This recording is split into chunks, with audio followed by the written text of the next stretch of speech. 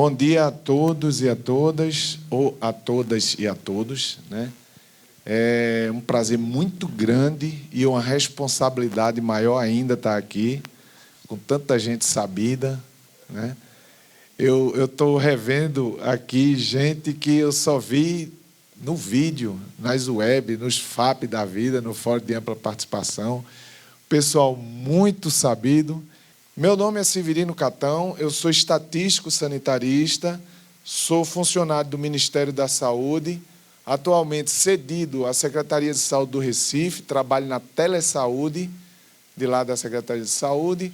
Estou desde 87 nesse negocinho, quer dizer, um dinossauro, né? Atualmente estou fazendo parte do grupo da saúde digital do CONASEMES, representando o COSEMES de Pernambuco, nesse grupo. É um grupo que já foi área temática, já foi um monte de coisa, desde o comecinho que eu participo disso. E a gente lá no COSEMES de Pernambuco, como eu sou um voluntário, e nem que não fosse também, todo presidente do COSEMES que assume, eu vou lá e digo, ó, doutor, fica à vontade. O pessoal não, Catão, pelo amor de Deus, fica aí.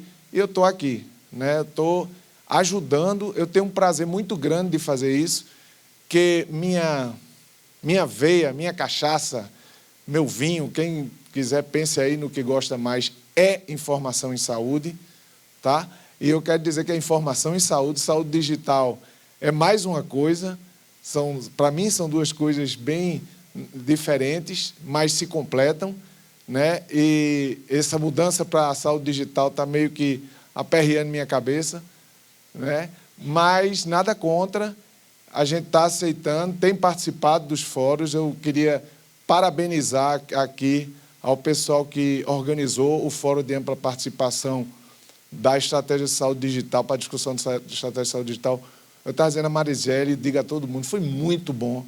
Os mediadores maravilhosos, muitos deles já estão aqui, já dei parabéns a eles, muito bom, e eu acho que a gente deve participar sempre disso. Bom, vindo para o meu assunto, como eu sou dinossauro, me chamaram para falar sobre o histórico da informação em saúde, né? Agradecer muito a Marisele e a Diogo por essa deferência, tem tanta gente aqui que podia falar sobre isso, mas eu acho que eles homenagearam aquele dinossaurozinho que é um menino, é velho no tempo de Ministério da Saúde, mas um menino de vontade de estar trabalhando isso tudo e tentando até entender tudo que está acontecendo, porque para a gente que trabalhou aqueles sistemas, né, altamente fragmentados, que a gente sonhava com isso esse tempo todo, e a gente construiu a Política Nacional de Informação e Informática junto, a gente participou dos debates públicos que tinha,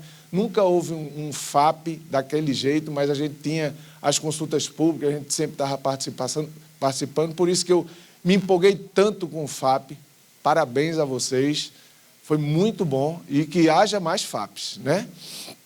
Lá em 1923, a gente começa a pensar em informação em saúde. O que é que acontecia nesse tempo? A assistência era privada ou filantrópica, a saúde pública era só uma questão de promoção e prevenção, tá? Existia, em 1923, apareceram as caixas de aposentadoria e pensões. Em 1930, veja que a gente está vindo lá para trás, eu estou filando essa apresentação de lá do CONASEMES, porque eu achei muito interessante. Eu digo, Diogo, eu não vou fazer outra coisa, não. Eu vou pegar aquelas que vocês trazem e a gente vai trabalhar em cima delas. Muito boa. Em 1930, foi criado o Instituto de Aposentadoria e Pensões, no Ministério dos Negócios da Educação e Saúde Pública, não existia nem o Ministério da Saúde. Em 1934, a criação do Instituto Nacional de Estatística. Estatística existe desde o tempo de Cristo. O censo que levou Jesus a sair de uma terra de Nazaré para ir para Belém, para nascer lá em Belém, né? Foi estatística. Foi para contar as pessoas. Então, a criação desse instituto, que depois foi criado o Serviço de Estatística da Educação e Saúde, já começa a pensar em informação em saúde. Primeiras estatísticas relativas à saúde, com questionário de assistência hospitalar, para-hospitalar, serviços oficiais de saúde pública. Aí, em 1938, veja que é bem para trás, né? A gente não existia nesse tempo. O INE, o Instituto Nacional de Estatística, se tornou o IBGE. Então, em 1938, foi criado o IBGE. Né? Em 1943, a implantação do primeiro serviço de arquivo médico de estatística, o SAMI, o conhecido SAMI, que a gente conhece, que a gente sabe como é que é aquele SAMI manual, que cumpriu o seu papel e ainda cumpre, né? Tem algumas unidades que não implantaram PEC, quem não implantou ainda está usando o SAMI, tem unidade privada que não tem prontuário e está utilizando o SAMI, né? No HC da Faculdade de Medicina. Antes de 48, que não deu para entrar aí, em 45, foi criada a fundação, não, o Serviço Especial, valeu, o Serviço Especial de Saúde Pública. Era o SESP. Por que eu estou falando do SESP? Porque muita coisa de informação em saúde, eu entrei no SESP em 1987, era a Fundação SESP, do Ministério da Saúde. A gente, dentro do Ministério da Saúde, dentro da Fundação SESP, a gente tinha um serviço chamado Unidade Regional de Informação, Estatística e Processamento de Dados. A gente já trabalhava em informação em saúde e bastante, em 87, quando eu entrei. E se valorizava muito a qualidade da informação. Daqui a pouco a gente fala mais nisso. Mas aí, nesse meio termo aí, eu queria enfatizar a criação da Fundação, do SESP. Depois foi criado, passou para a Fundação SESP. Em 48, foi estruturado um serviço de coleta do conjunto de informações sobre hospitais brasileiros, denominado Estatística Médico-Sanitária, com articulação entre o Ministério da Saúde e da Educação e Saúde Pública, que não era ainda o Ministério da Saúde, com o IBGE. Em 53, a criação do Ministério. O Ministério foi criado em 53, que foi com desdobramento do Ministério da Educação e Saúde. Criou-se o Ministério da Educação e também o Ministério da Saúde. Em 64, um ano depois que eu nasci, está vendo que eu sou dinossauro mesmo? 59 anos. Criação do Serviço Federal do SERPRO, do governo federal, começa a utilizar mais amplamente os recursos da informática. Aí depois entra a data prévia, a gente vai ver. Em 66, o INPS, né, o Instituto Nacional de Previdência Social. Em 71, a criação do Núcleo de Informática do Ministério da Saúde, não é o DataSUS. O DataSUS foi em 90, participei desse momento. Quem quiser saber como foi depois, a gente lá fora, eu bato vários papos. Eu estava em Pernambuco, foi a coisa mais linda do mundo. Muita briga, eu sou conhecido no Brasil todo, porque brigava loucamente, porque o pessoal do DataPrev que entrou, e essa estrutura de URIEPRA da Fundação SESP foi aproveitada pelo DataSUS, a criação do DataSUS, e a gente, em alguns estados, a gente tinha esse núcleo da URIEPRA e a gente pensava. O pessoal da DataPrev, quando chegou, não queria que a gente pensasse. A gente era para ser só repassador de informação. E eu briguei muito para que a gente tivesse regional fortalecida do DataSUS, mas, infelizmente, hoje nem regional do DataSUS tem mais. A força foi maior de cima. Mas eu briguei. Não sou responsável por não ter regional do DataSUS, não. Era muito boa as regionais. A criação da DataPrev foi em 74. Tá? Em 75, teve a primeira codificação de procedimento no âmbito da DataPrev, que era o SNCPCH, que é o Sistema Nacional de Controle de Pagamento de Contas Hospitalares. Veja, a primeira coisa que surgiu a nível de processamento de informações, veja a tendência que a gente tinha, né? E ainda tem, mas graças a Deus o PEC chegou, o SUS-AB chegou, a estratégia nova chegou, o E-Saúde, agora a Saúde Digital, que pensa numa gestão do atendimento. Mas antes era conta, era faturamento, o CH é assim, o CIA é assim por conta disso. Se processava visando, e se processa ainda, visando faturamento. Em 76, foi o início da informatização do Sistema de Informação relacionados ao Ministério da Saúde e INPS. Entra em funcionamento o SNPCH, Sistema Nacional de Pagamento de Contas Hospitalares, olha lá, faturamento. o início do preenchimento do BSP, Boletim de Serviços Produzidos, com a guia, com a GAP, ainda peguei isso. Não é que eu seja eu entrei em 76, não, mas tinha GAP no tempo, em 87, quando eu entrei no Ministério. Entra em funcionamento o Sistema de Informações sobre Mortalidade, sob a gestão do Ministério da Saúde. Aí eu queria fazer um parênteses, também experiência de lá de Pernambuco. O SIM, o pessoal reclama que o SIM, às vezes reclama, mas só tem nível nacional depois de 1 ano, 2. A gente tinha um atraso de 6 anos, porque o SIM era processado, o Nordeste em Pernambuco, o Norte no Pará, o Sudeste no Rio de Janeiro, e por aí vai. E a gente tem até uma história interessante de uma digitadora nossa, lá digitando, aí começou a chorar. Eu digo, Josi, o que é que você tem? Ela fez o bichinho, gatão, só tinha 3 meses e morreu. Olha para aí, gatão. Começou a chorar. Não chore não, que isso é normal. Mas não pode ser normal. Ótimo, que indagação massa, né? Mas nesse tempo, além de a gente ter um sistema de informação centralizado em batch, que a gente chamava batch, né? Em lote, a gente processava, gerava, veja a confusão, gerava o lote, mandava por correio para os municípios investigarem o óbito. Aí ficava rodado, depois voltava. E se deu erro, volta no lote também. Então era uma loucura, está lindo hoje em dia, mas era realmente uma loucura. Então a gente deve, por isso que a gente coloca isso, a gente deve conhecer para valorizar muito o que a gente tem hoje. Em 77 vem o INAMPS, né, criado o INAMPS.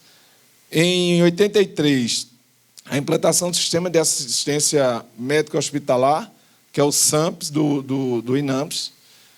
Em 84, a instituição da autorização de internação hospitalar, a IH, começou em 84, continua praticamente do mesmo jeito até hoje, né, com aquela visão altamente faturista. E o pior, a gente, quando fala de informação hospitalar, a gente só tem a IH. Por isso que a gente amou tanto a ideia do CMD. E a gente vai, durante essa oficina, falar sobre ele também. Como é que está, como é que não está. O CMD, quando nasceu, eu participei de grupo de discussão do CMD, a gente estava construindo, começando a construir os campos, né? O CMD, quando a ideia dele era substituir o CI e o CH, captar todas as informações, inclusive de assistência de serviço privado, e tirar essa visão faturista de IH e do CIA. Aí vamos ver, o pessoal vai dizer a gente como é que está o CMD atualmente. Né? Aí vem o SUS, é criado em 1990. Veja, eu entrei em 87, nem SUS tinha. Mas eu já tinha uma visão de SUS com a Fundação CESP. Não vou nem falar muito nela aqui, porque é uma oficina todinha para a gente falar dela. Eu só quero dizer a vocês que o Programa Saúde da Família é uma, não vou dizer cópia, mas é muito semelhante ao que existia na Fundação CESP. Né? Era médico, visitador sanitário, que é o ACS hoje em dia, e por aí vai. Falou do SUS, né? Instituição do Sistema de Informações, o CIA e o CH, sob gestão do INAMPS. O INAMPS é que trabalhava com esse CIA e CH, mas aí logo depois foi criado o DataSUS, criação da autorização de procedimentos ambulatoriais, lei dos planos e seguros privados da assistência, em 98, criação do Ciscolo, aí vem, ó, Ciscolo, CIAB, SNT, CIAH, CIS-Prenatal, Hiperdia, CIS-Mama. Eu participei da implantação desses troços todinho aí, e etc. também. Tudo fragmentado. Então, qual era a lógica? Marisele assumia a saúde da mulher. Ela queria um sistema que olhasse câncer de mama. Aí ia lá para o DataSUS. DataSUS, eu quero um sistema que olhe o câncer de mama. Aí Marisélia, o DataSUS desenvolvia para Marisélia o CIS-Mama. E por aí vai. Não tinha integração, não tinha ideia de RNDS, tinha nada. E a gente louco. E as unidades mais malucas ainda, informando, para quem não sabe, né, no tempo do CIAB, as nossas unidades, o pessoal mais novo, tiravam um dia de assistência para consolidar os dados do CIAB. Um dia da assistência, parava a unidade para consolidar os dados do CIAB. Então, era realmente uma loucura. Então, está aí um monte de sistema. Em 2005, foi o início da implantação do padrão da troca de informação em saúde suplementar, a TIS. Marisélia conhece bem isso, né? Já é uma visão mais de organização. Em 2007, a unificação das tabelas de procedimento do SUS, essa eu participei também, foi uma maravilha. A gente tinha uma tabela para o CIA e uma tabela para o CH. Quando acabar aqui, quem quiser me abraçar ali e dizer, pode chorar, Catão, porque você passou por sufoco. Não só eu, um bocado de gente aqui. A gente tinha uma tabela para o CIA e uma tabela para o CH. Pior, a gente não tinha acesso a essas tabelas. A gente não tinha nem impresso em canto nenhum. Era a MV Informática que dava na boa para a gente. Valeu, Paulo, mandava para a gente a relação do procedimento CIA e CH. Mas unificou, aí haja evolução. Veja que vai começando a evolução exponencial. Criação do BPA individualizado, aí já é uma visão muito mais massa, né, de alguns procedimentos que era discutido tecnicamente e politicamente quais eram os procedimentos que deviam ser com BPA individualizado, e vocês já conhecem ele. Em 2012, a criação do registro ambulatorial de ações de serviços de saúde domiciliar e atenção psicossocial. Dentro do BPA individualizado, aí começou a criar a RAIS, vários outros registros que foram individualizando cada vez mais. Aí a gente começou a enxergar alguma coisa, né, que abrisse um leque, que a gente não ficasse só em faturamento, que individualizasse esse paciente. Quando a gente estava trabalhando em estatística dos municípios, a gente queria invasão municipal, saber como é que eu vou planejar o município de Petrolina, em Pernambuco, sem ver que tem gente invadindo de Juazeiro para lá. Como é que eu vou ver o Crato, no Ceará, que eu vejo que, invadindo no bom sentido, né, que o pessoal de Exu, em Pernambuco, invade também, aspas. A gente não tinha nem isso, hoje em dia a gente tem. Fica muito mais fácil de planejar, aí vem as PPI da vida e por aí vai. Veja como mexe com coisa, a evolução das coisas, como a gente estava e hoje como a gente está. Aí vem, né, 2013, a maravilha, o sonho da gente foi a instituição do CISAB e do SISCAM, principalmente do CISAB. Aí muda tudo. Aí vem a estratégia do E-Saúde. Aí vem a Política Nacional de Informação e Informática. E haja discussão. Aí a gente dá uma guinada. A gente sai da época dos dinossauros para apontar para o que está acontecendo hoje. A gente começa a ficar mais animado. Gente que queria se aposentar desistiu de aposentadoria. Eu tenho experiência disso de colegas meus. Então, o vislumbre era muito mais positivo, o que vinha para o futuro para a gente. Aí o Informatiza APS em 2019, e em 2021, hoje, 72% das equipes utilizam o PEC, quer dizer, 2021, hoje é muito mais, não sei qual é o percentual de equipe no Brasil que está utilizando o PEC. Se alguém tiver, depois diz. Quanto? 80%? 80% das equipes já utilizam o PEC hoje. Então,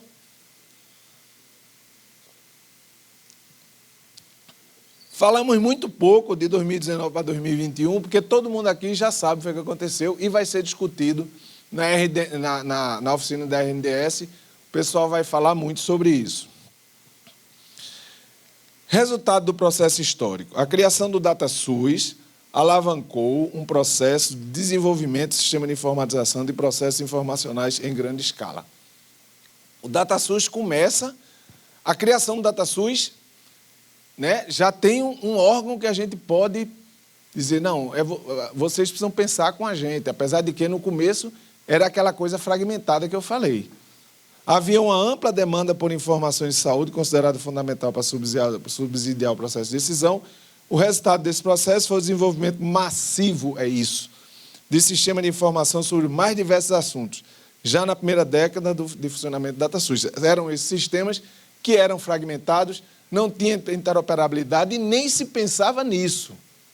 Só depois da instituição da Política Nacional de Informação e Informática em Saúde, que começou a discussão bem atrás, com a universidade, com o pessoal da iniciativa privada também, não tinha a facilidade que a gente tem hoje de um FAP da vida, né? Mas a gente discutia a nível de troca de e-mail e era uma discussão muito interessante.